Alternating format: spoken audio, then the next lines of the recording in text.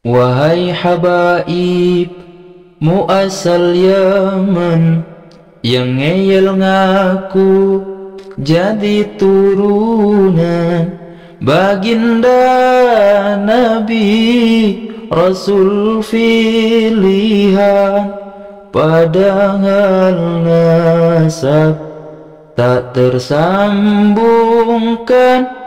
Baginda Nabi Rasul pilihan, padahal nasab tak tersambungkan. Assalamualaikum warahmatullahi wabarakatuh. Sahabat Akang Sefu Channel, sahabat petani kampung yang berbahagia, alhamdulillah pada malam hari ini kita masih diberikan kesempatan, masih diberikan kesehatan untuk bisa saling bertatapan walaupun hanya sekedar dalam siaran. Sahabat Akang Sefu Channel, sahabat petani kampung yang berbahagia, dalam hidup ini ada dua macam manusia. Mereka yang hidup dari kebenaran dan mereka yang hidup dari kebohongan. Tapi di antara mereka berdua ada yang paling berbahaya, yang sangat semestinya harus kita hindari. Ialah mereka yang hidup dari kebohongan, tetapi menyamar di balik jubah kebenaran.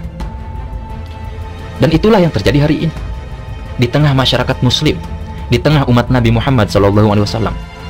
Ada segelintir golongan yang mengaku sebagai keturunan Nabi, yang mengaku sebagai ahlu bait Nabi, menjual nama Nabi, membungkus kehormatan Nabi dengan nama-nama yang mentereng. Sayyid lah, habaib lah, zuriyah lah, ahlul bait lah.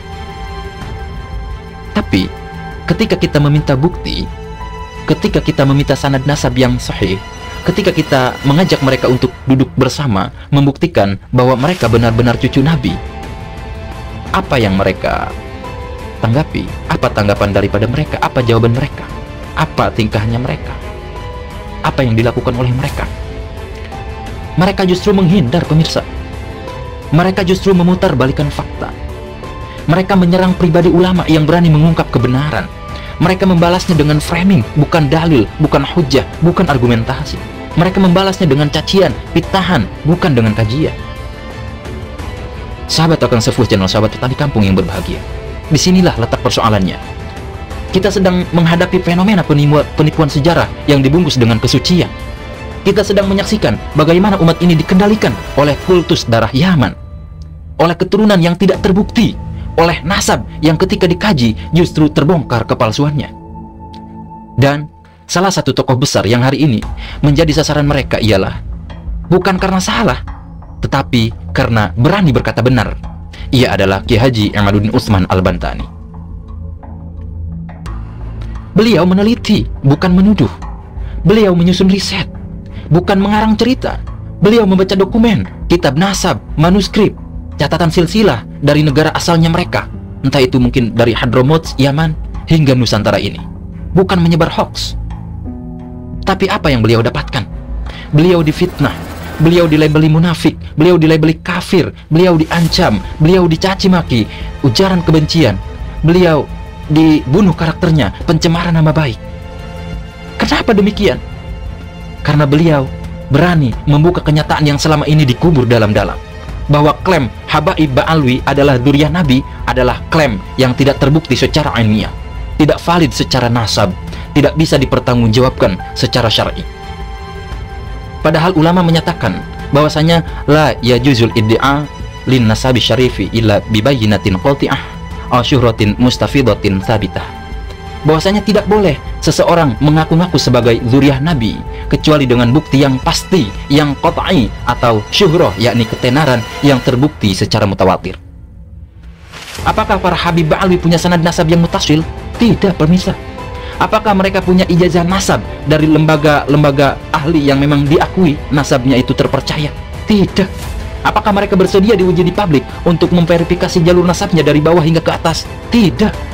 Tapi mereka terus tampil di panggung, diundang ke mimbar-mimbar, dipuja dan dipujinya, dipeluk bak wali, dicium tangannya, bahkan kakinya, dibela mati-matian oleh fans fanatiknya, oleh para mukibin-mukibinnya itu yang sangat buta dan dibutakan olehnya.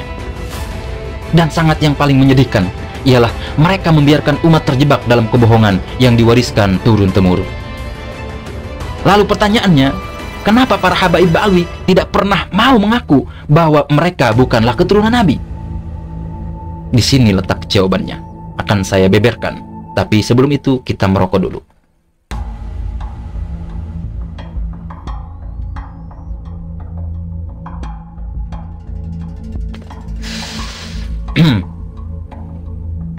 Ini dia jawabannya. Yang pertama, karena nasab itu adalah modal dagang mereka yang paling besar, sekali, yang sangat paling laris lah ya. Tanpa status mereka sebagai dzurriyyah Nabi, siapa mereka? Ulama? Ya tidak semuanya lah.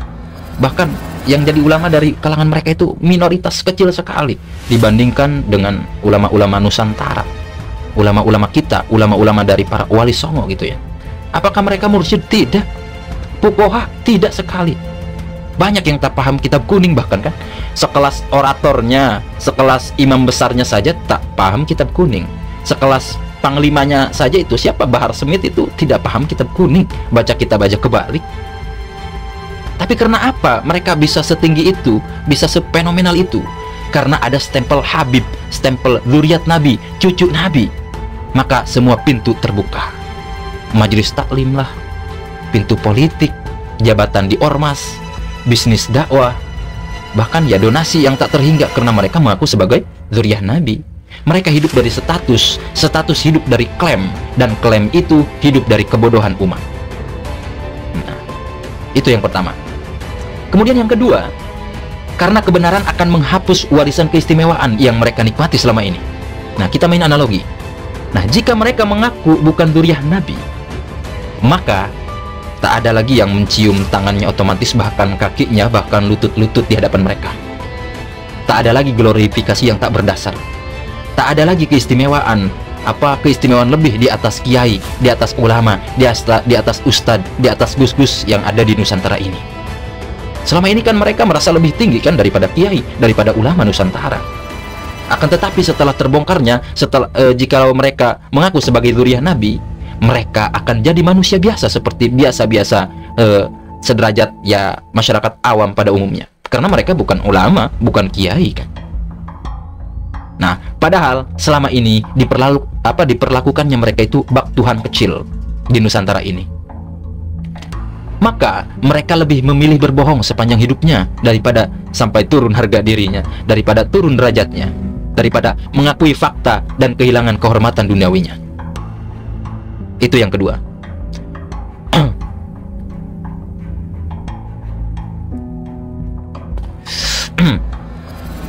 Kemudian yang ketiga, karena mereka tahu mayoritas umat tidak akan meneliti. Betul sekali. Bahkan sekarang itu orang-orang sudah nyaman kan dengan doktrin-doktrin, dengan dogma dari turun-temurun para leluhurnya. Bahkan ada yang berani mubahalah walaupun mereka itu tidak tahu akan kebenarannya. Banyak sekali. Mereka dengan dalih hanya mengikuti gurunya sajalah ataupun gimana lah. Ini kan ya tidak etis kan. Gitu.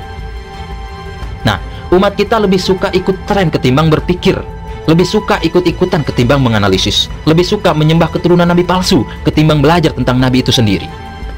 Itulah kenapa ketika Kiai Haji Imaduddin Utsman Al-Bantani mengajak umat untuk membaca ulang sejarah, yang marah bukan orang kafir, tapi ulama yang hidup dari gelar, dan jamaah yang fanatik tanpa ilmu. Karena ini adalah faktor subjektivitas.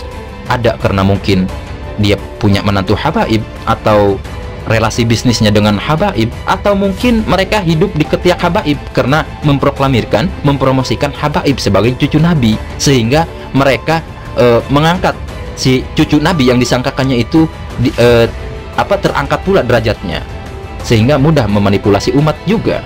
Jualan air barokah katanya dan sebagainya. Ya padahal gimana mau barokah, dia aja pembohong, dia aja pendusta mengaku sebagai cucu Nabi. Memang ada keberkahan dari kebohongan? Nggak ada kan? Emang ada kedustaan itu menjadi barokah ataupun syafaat, bahkan menjadi wali sekalipun? Nggak ada. Ya kan lucu. Nah, sahabat Akan Sefu Channel, sahabat petani kampung yang berbahagia, ada dua jenis dzurriyyah Nabi Muhammad SAW. Yang pertama, yang benar-benar dzurriyyah ya, seperti keturunan Hasan dan Husain di Irak. di Mesir, di Maroko, dan sebagian keturunan Fatimiyah yang sanadnya valid dan masih terjaga. Kemudian ada lagi yang sekadar klaim, seperti kelompok Ba'alwi ini yang dari Hadramut, yang membangun narasi sendiri, memalsukan nama-nama dalam silsilah dan menjualnya ke berbagai penjuru dunia. Nah, dan Kiai Haji Imaduddin Utsman menunjukkan bahwa nama Ahmad bin Isa al-Muhajir tidak pernah terbukti sebagai keturunan Nabi. Nama para leluhur Ba'alwi tidak terbukti sebagai keturunan Nabi, dan banyak nama dalam Syajarah Ba'alwi tidak dikenal oleh para mu'arrikh ataupun para sejarawan klasik, dan jalur nasab mereka penuh tumpukan yang tak bisa diverifikasi, divalidasi. Nah, dan ini bukan fitnah loh, ini fakta, ini ilmu. Siapa yang menyebar hoax tentang Nabi? Siapa yang memalsukan nasab? Siapa yang menghina Nabi? Yang mengaku-ngaku sebagai cucu beliau tanpa bukti? Dan siapa yang benar-benar mencintai Nabi? Orang yang meluruskan nasab, menjaga keaslian sejarah, dan menolak setiap bentuk pemalsuan atas nama Rasulullah SAW. Maka hari ini saya ingin katakan dengan lantang, jika Anda memang keturunan Nabi Muhammad SAW, maka buktikanlah. Bukan dengan sorban, bukan dengan solawatan di atas mimbar, di atas panggung, bukan dengan hujatan, caci makian, tebar fitnah, tapi dengan sanad yang sahih, yang bisa diuji, yang bisa diverifikasi oleh ulama nasab dunia, oleh pemeran utama dalam disiplin ilmu kajian nasab ini. Dan jika Anda tidak bisa membuktikannya, maka diamlah. Jangan peralat nama Nabi demi keuntungan pribadi. Jangan jadikan Rasulullah sebagai komoditas dagang, sebagai promosi untuk menggapai kehormatan yang suci, sebagai promosi untuk menggapai suatu keinginan-keinginan yang tak teranulir dengan ambisi. Sahabat Akang Sepuh Channel, sahabat petani kampung yang berbahagia, jangan takut mencari kebenaran. Jangan takut berdiri di sisi orang jujur meskipun dia minoritas. Jangan biarkan generasi anak cucu kita tumbuh dalam penipuan yang dibungkus agama. Kiai Imad telah membuka jalan, kini saatnya kita berjalan di belakangnya, membela bukan karena beliau hebat, tapi karena kebenaran memang pantas diperjuangkan. Kita tidak akan diam, kita akan terus bersuara sampai semua Habib palsu itu, sampai semua zuriat Nabi palsu itu angkat kaki dari mimbar, dari panggung turun, sampai nama Rasulullah SAW tidak lagi dijadikan tameng bagi para penipu yang berkedok suci, yang berjubah agamis seolah memperlihatkan kesuciannya itu. Allahu Akbar. Allahul musta'an ala ma yasifun. Mungkin hanya itu saja yang bisa saya sampaikan. Kurang lebihnya mohon dimaafkan apabila ada kekeliruan kata. Akhirul kalam, Akang Sepuh Channel. Wallahul muwaffiq ila aqwamit thoriq. Wassalamualaikum warahmatullahi wabarakatuh.